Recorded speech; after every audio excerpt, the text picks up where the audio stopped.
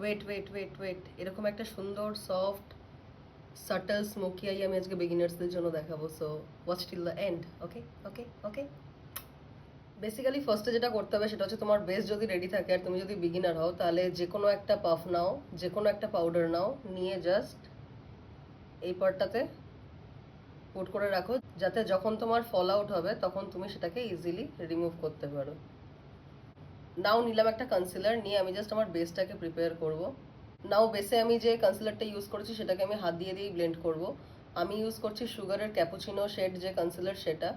সুগারেরটা আমার ইউজ করতে এই কারণেই ভালো লাগে বিকজ এটাতে পাউডার পাফ করতে লাগে না, এটা ইটসেলফ খুব তাড়াতাড়ি ড্রাই হয়ে যায়। এবারে আমি এলাম ব্রাশের ক্ষেত্রে। ব্রাশে আমি ইউজ করব এরকম একটা ফ্লাফি ব্রাশ, এরকম একটা ডেন্স ব্রাশ, এই টাইপের একটা টেপার্ড ব্রাশ, অ্যান্ড একটা পেন্সিল ব্রাশ।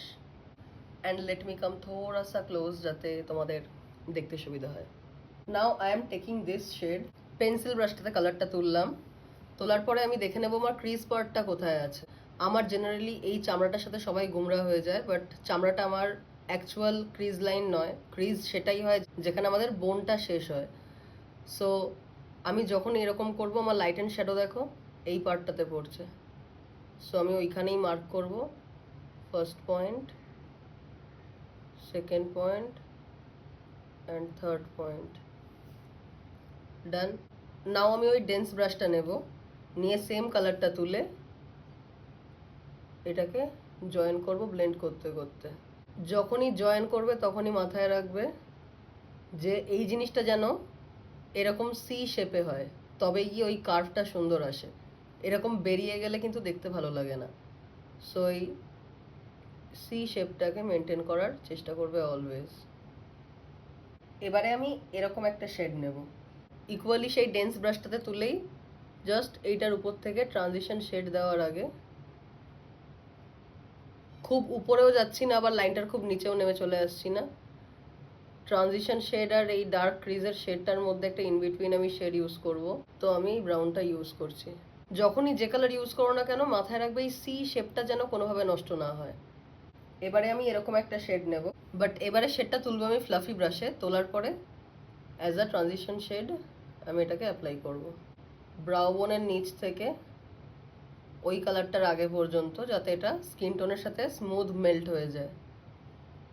এবারে এই লিড পার্টটার জন্য আমি এরকম একটা ব্রাউন শেড তুলবো, আর তুলবো এই টেপার্ড ব্রাশটাতে।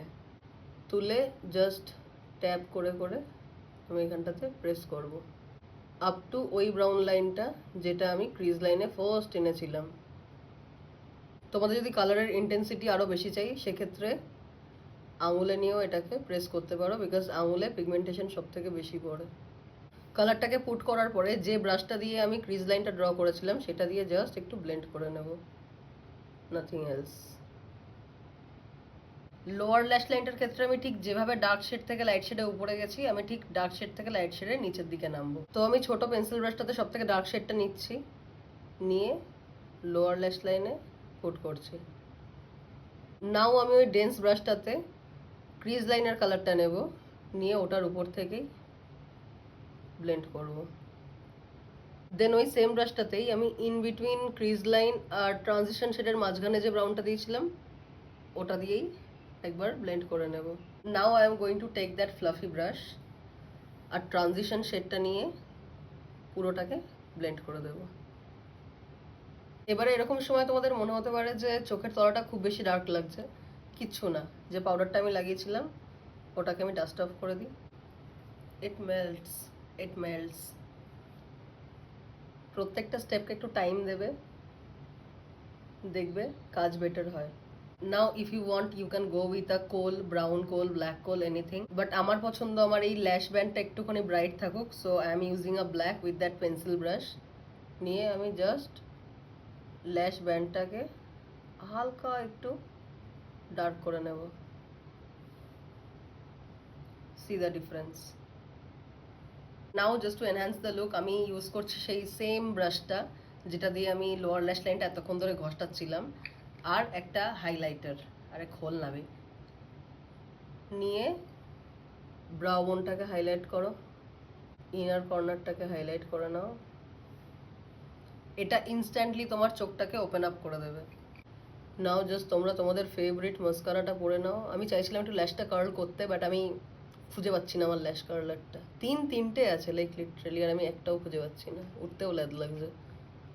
যখনই তোমরা ফলস ল্যাশ পরবে তখন এতটা কোট দেওয়ার দরকার নেই, বাট যখন ফলস ল্যাশ পরবে না তখন মাস্কারার একটা ভালো কোটিং দিয়ে নেবে, তাতে দেখতে সুন্দর লাগে। So your eye makeup is done and hope this video helps you a lot.